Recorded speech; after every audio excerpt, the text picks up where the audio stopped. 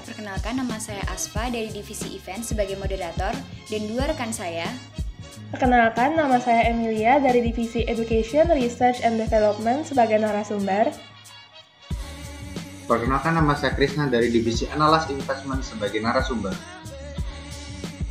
Pada Capital Market Talks kali ini kita akan membahas mengenai salah satu saham emiten pionir di sektor konsumsi, yaitu Indofood CBP Sukses Makmur atau ICBP yang sempat anjlok hingga Rp8.090 per lembar saham pada 28 Mei 2020 lalu. Menurut Krisna dan Emil, kira-kira apa sih penyebabnya? Nah, kalau dari menurut aku, penyebab saham emiten ini turun ke harga Rp8.090 itu karena rencana akuisisi PT ICBP atau Indofood CBP Sukses Makmur terhadap Pinehill Company Limited yang milik dari Pinehill Corporation senilai $2,99 miliar atau setara 41,56 triliun. Diasumsikan dolar saat itu berharga 13.900 per $. Nah, dalam dokumen yang ditandatangani oleh manajemen Indofood CBP, harganya itu ternyata lebih mahal senilai 2,86 miliar atau 39,75 triliun dari harga aslinya. Nah, artinya harga akuisisi ini di atas harga wajarnya. Yang kedua, kok bisa sih harganya bisa semahal ini? Nah, itu tuh mengacu pada ekuitas Pinehill Company Limited pada 31 Desember 2019 sebesar 39,50 triliun. Nah, gimana nih caranya mereka untuk mendanai akuisisi yang semahal itu? Nah, untuk mendanainya, Indofood punya 3 skenario utama. Yang pertama adalah menggunakan kas perseroan sebesar 100 juta atau 41,7 triliun, maksud kami adalah 300 juta $. Yang kedua adalah utang bank jangka panjang sebesar 2,05 miliar atau senilai 28,49 triliun. Yang ketiga adalah liabilitas jangka panjang lainnya sebesar 650 juta atau setara 9,03 triliun. Nah, akuisisi ini juga diasumsikan akan menimbulkan biaya-biaya tambahan hingga Rp540 miliar. Biaya tambahan ini terdiri dari biaya provisi atas utang jangka panjang tersebut dan juga biaya jasa profesional. Alasan utama mengapa saham ICBP turun adalah karena investor baik dalam maupun luar negeri menilai bahwa akuisisi tersebut akan menimbulkan beberapa kerugian. Yang pertama, nilai tingkat keamanan emiten berdasarkan rasio keuangan akan semakin berkurang terkait dengan meningkatnya jumlah utang tersebut.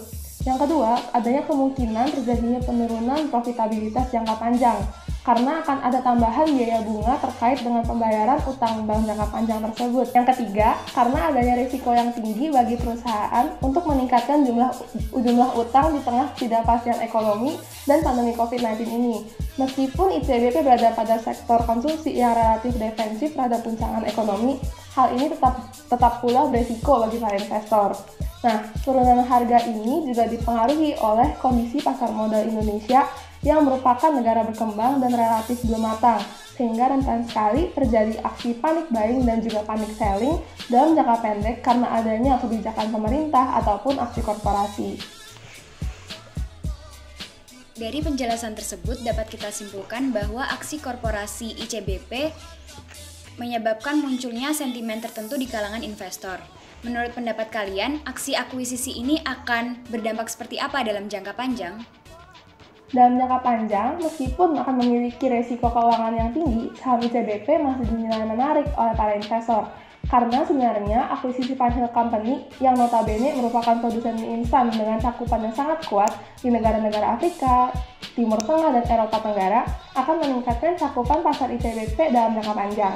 Pinehill Company sendiri memiliki posisi yang kuat sebagai produsen mie instan di 8 negara dengan populasi 550 juta penduduk dan juga jaringan distribusi di 33 negara dengan total populasi hingga 885 juta penduduk, didukung pula dengan 12 fasilitas produksi dengan kapasitas hingga 10 miliar bungkus mie instan. Nah, bener banget yang Emil bilang tuh. Selain itu, melihat tren pergerakan ICBP yang semakin meningkat, terutama di akhir bulan yang menyentuh harga 9.350.000 per lembar saham, juga menunjukkan bahwa ICBP juga akan mengalami peningkatan di masa depan dan di masa akan mendatang. Selain itu, kok ini bisa terjadi? Kenapa? Terjadi karena dua hal. Satu, karena pengaruh dari investor dalam negeri sendiri, yang kedua adalah pengaruh dari investor dari luar negeri. Lalu dalam menghadapi sensitivitas pasar modal Indonesia dan tingginya volatilitas pasar terhadap sentimen investor, kira-kira tindakan dan pola pikir seperti apa yang harus dimiliki investor untuk mengurangi resiko terjadinya kerugian dalam investasi di pasar modal, terutama di masa pandemi COVID-19 ini?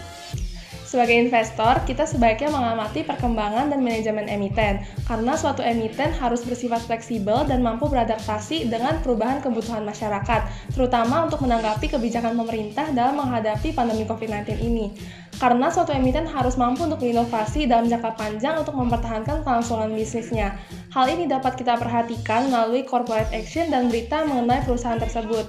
Nah, bila manajemen perusahaan berencana untuk berinovasi dan juga meningkatkan perkembangan emiten, maka dapat kita pastikan nih, saham emiten tersebut baik untuk kita beli. Dan juga kita harus memperhatikan kinerja historis perusahaan dan potensi untuk berkembang melalui laporan-laporan keuangannya, dan juga terkait dengan perkembangan tren dan perubahan karakteristik penduduk Indonesia dan juga kebijakan pemerintah.